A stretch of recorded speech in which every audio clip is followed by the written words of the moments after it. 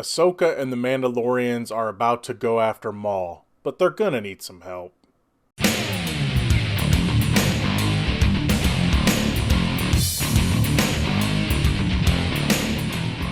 Hey everybody, what's going on? Welcome to an all-new Crossin Streams. As always, I am your host, the real Gino Reynolds, and today we're going to be continuing our look at the Clone Wars Season 7, this time Episode 9, Old Friends Not Forgotten.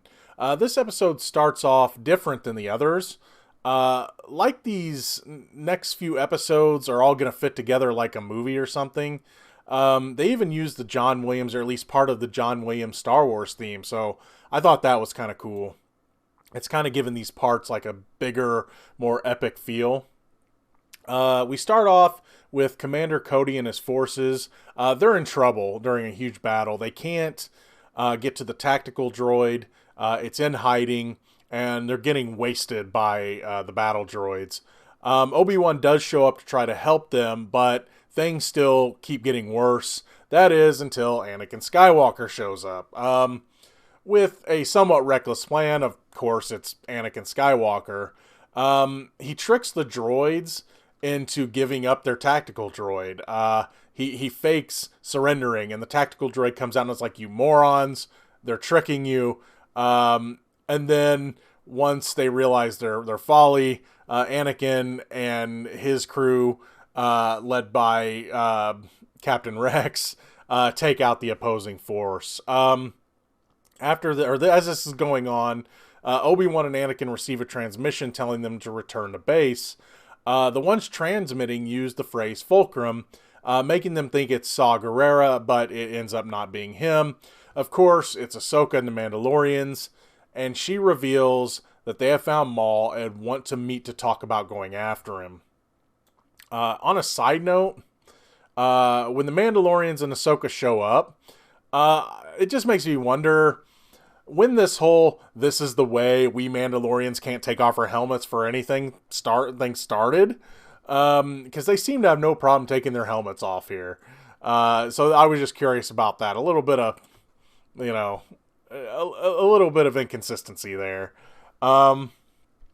They go to discuss whether or not the Jedi can even intervene by going to Mandalorian, because apparently it'll break all sorts of treaties. Obi-Wan says that he wants to get advice from the Jedi Council, and the Mandalorians are in a hurry to get there to stop Maul. So of course we're at an impasse here.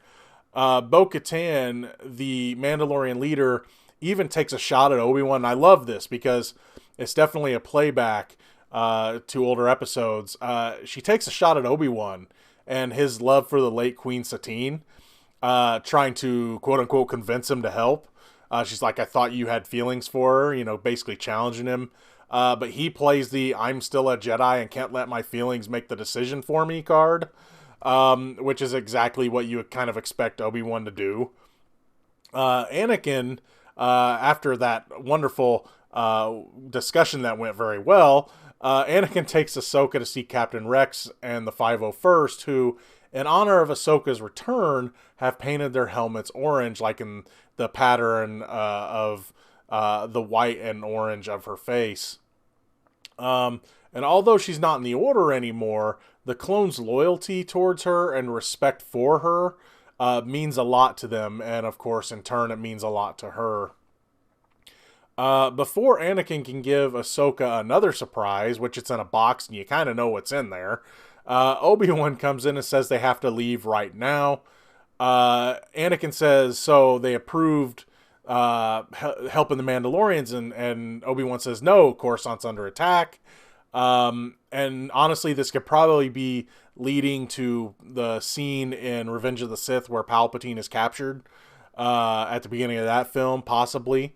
So Ahsoka and Obi-Wan then begin to argue on why the Jedi won't help the Mandalorians, but instead they're going to help Palpatine. And I'll just say this: she argues dirty, and he's like, "You're playing dirty," and she's like, "I'm not. I meant to." She's like, "I don't have to play nice." Anakin, he talks to Obi-Wan about how they can help. First, he wants to send Ahsoka with some of the 501st under her command to go help Mandalore, but Obi-Wan says she's not in the Order anymore, we can't do that. So Anakin comes up with the idea of promoting Rex to Commander and letting him lead half the 501st with Ahsoka as an advisor and letting them go to Mandalore to take down Maul, and Obi-Wan does agree. Anakin then finally gives her her other gift, which is her lightsabers, and he mentions that he took care of them. They're as good as new, possibly even better. And she pops them, and both blades are blue now. And so you can tell that he's kind of improved on her lightsabers.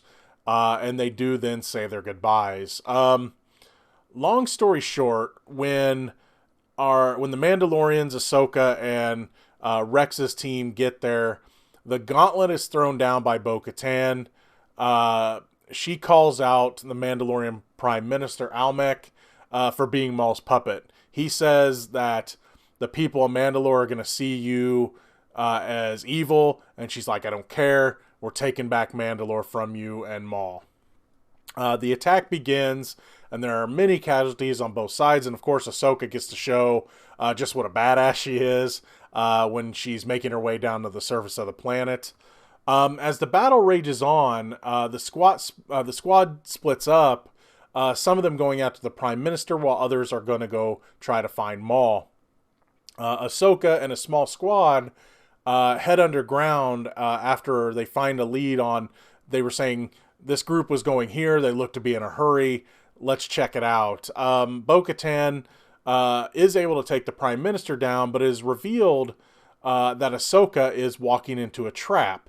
Maul underground reveals himself to Ahsoka after they take out the rest of the clones that went with her.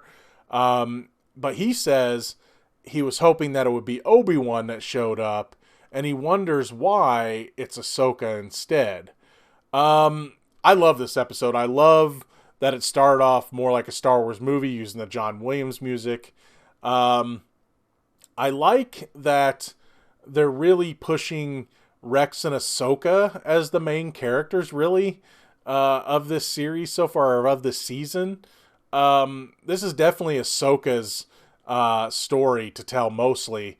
And really that could be setting up the possibility that she's supposed to be, her and possibly Rex, are supposed to be in the Mandalorian show. So they could be setting all that up. Plus they're setting up the stuff that they did in Rebels as well. But I really like this episode. I like that they make Obi-Wan and Anakin them kind of supporting players because they've had their stories. We don't need more of them. We want more of Ahsoka, especially because, as I've mentioned before, she's kind of our proxy for this series because we grow with her. We follow her from the beginning till now, and then, of course, when she shows back up in Rebels and everything, and hopefully in The Mandalorian, possibly, even though it has not been confirmed. I know everyone thinks it's been confirmed, but even Rosario Dawson hasn't really confirmed that she's playing Ahsoka in The Mandalorian. And hopefully that'll lead to a series that continues where Rebels left off, the search for Ezra, but I'm off on a tangent here. I really like this episode. I love it when we get to follow Ahsoka and her journey getting to where she was, at least in Rebels, and then we get to see, hopefully, from there in the future in The Mandalorian and a possible spinoff series. But, and I like that Maul is finally back. I love Sam Witwer's voice as Maul, just kind of the hissing kind of voice that he uses as Maul. You can tell he's worn out, but he's still formidable. And I'm happy that he finally got to show up. It's like, it's getting close enough to the end. He needs to show back up. I can't wait to see him and Ahsoka face off. Even though we know that Maul survives for the Rebel series, it's still nice to see what they're doing with him and how that all links up to all the other Star Wars stuff, being that it be the Solo movie or Rebels and all that stuff. So I really dug this episode, and I am so looking forward to the next one. That's going to be all for this edition of Crossin Streams. If you like what you've heard here, please subscribe to the Real Gino YouTube channel, like this video, and you have anything to say about Season 7, Episode 9 of The Clone Wars, Old Friends Not Forgotten, please feel free to leave a comment in the section below. Until next time, I'm your host, the Real Gino, Gino Reynolds, and may the Force be with you.